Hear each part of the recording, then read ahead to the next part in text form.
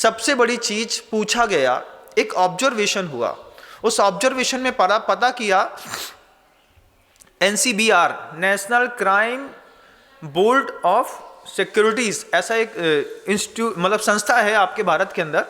उसने पता किया कि हर 5 साल के बाद किस स्तर का अपराध होता है दुनिया में। पिछले 25 साल पहले तलवारों से लोगों को मारा जाता था। आपने पिक्चरों के अंदर वो सीन देखे होंगे जब कोई भी दो लोग जो हैं आपस में चाकू लेकर के, तलवार लेकर के झगड़ा करते थे।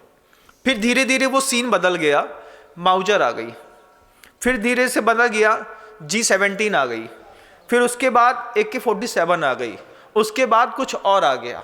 हिंसा का प्रत्येक 5 सालों के अंदर, 5 सालों में, प्रत्येक 5 सालों में हिंसा का स्तर, उसका तरीका, अपराध करने का तरीका बदलता रहता है। अभी वर्तमान में कौन से अपराध किस स्तर का चल रहा है ये जानना भी जरूरी है। अभी जिस तरीके की हिंसा पूरे भारत के अंदर या विश्व में हो रही है, उसमें किसी को शारीरिक रूप से कोई भी क्षति नहीं पहुंचाई जाती। शारीरिक क्षति पहुंचाने वाले हिंसा के उपकरण बंद कर दिए गए हैं क्योंकि उसमें जेल होती है। अब आदमी को मानसिक क्षति पहुंचाने का गेम पूरे विश्व में चल रहा है। अब साइबर क्राइम बहुत बढ़ता है। आपने देखा होगा रोज आपके मोबाइल में कोई तीसरा चौथा नोटिफिकेशन इस बात के लिए आता है कि अगर आपसे कोई OTP का नंबर पूछे तो कृपया आप उसको ना बताएं, या फिर ऐसा हो जाए तो ऐसा करके आप ना बताएं। आपको ऐसे मैसेज भी दिए जाते होंगे। ये क्या है कि अभी वर्तमान में सबसे ज्यादा कुछ बढ़ रहा है तो सिर्फ साइबर क्राइम। और वो साइबर क्राइम सिर्फ ऐसा नहीं कि कंप्यूटर ऑपरेटिंग सिस्टम से बढ़ रहा है, वो साइबर क्राइम जो है एक मैनिपुलेशन ऑफ इमोशंस, जिसको कहते हैं कि आपको कुछ ऐसी चीजें हैं जो आपके पूरे के पूरे इमोशंस को, भावनाओं को कंट्रोल कर रही हैं। वो भावनाओं को कंट्रोल करने के लिए कुछ ऐसी पिक्चर्स दिखाई जाती हैं।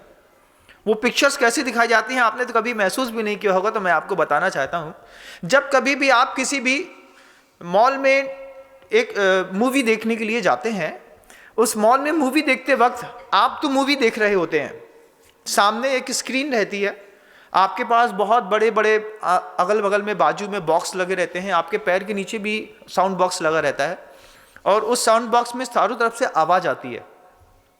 लेकिन आपने को पता भी नहीं होगा कि उसी टॉकीज में जहां पर आप एक बहुत बड़ी स्क्रीन पर 80 लोग, 100 लोग, 200 लोग एक साथ बैठ करके मूवी देख रहे हैं, उसी टॉकीज पे सामने से कैमरे लगे रहते हैं। कैमरा कैसा लगा रहता है कि कैमरा आपके चेहरे का ऑब्जर्वेशन करता है इस बात के लिए कि कौन से सीन को देख करके आपके चेहरे का इंप्रेशन कैसा पड़ रहा है।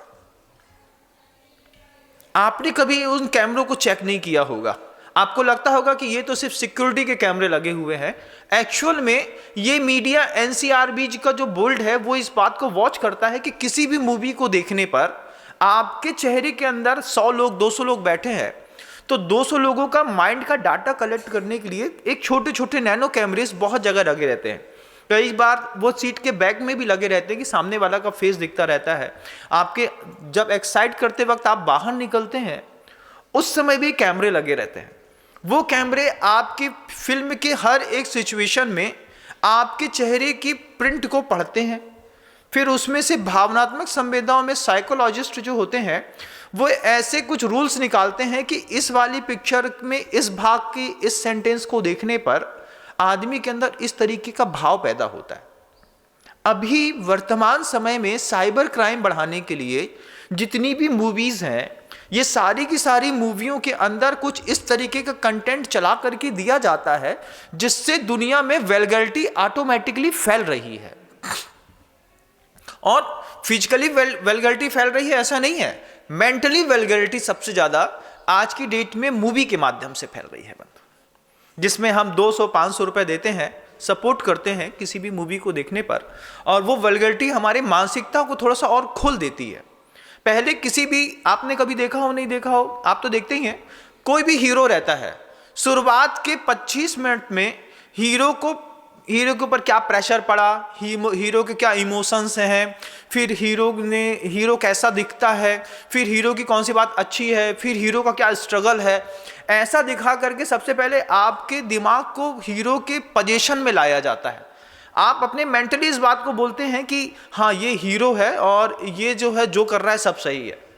फिर उसके बाद वही हीरो अगर किसी का बलात्कार भी करता है तो आप उसमें थंबनेल सही का लगाते, बोले ये तो सही हुआ, ये तो इसके साथ होना ही था, इसने सही किया, ऐसा सही किया। तो ये आपकी मैनिपुलेशन ऑफ इमोशंस, कि आपकी पूरी की पूरी भावनाओं को एक तरीके से पहले कब्जे में करके हिप्नोटाइज करके फिर कोई मूवी दिखाता है, और फिर मूवी दिखाने के बाद आपको हिप्नोटाइज करने के बाद वो आपसे जो एक्सपेक्ट करते हैं वो करते हैं। इसको स्पॉन्सर करते हैं बड़ी बड़ी कंपनियां। कोई भी मूवी बनाने के पीछे कोई बहुत बड़े बड़े फाइनेंसर रहते हैं। कोई ऐसा नहीं है कि सिर्फ किसी भी चीज में उठाया, कोई भी किताब उठाई और उसकी मूवी बना दी। पहले पूरा पब्लिक का ऑब्जर्वेशन किया जाता है।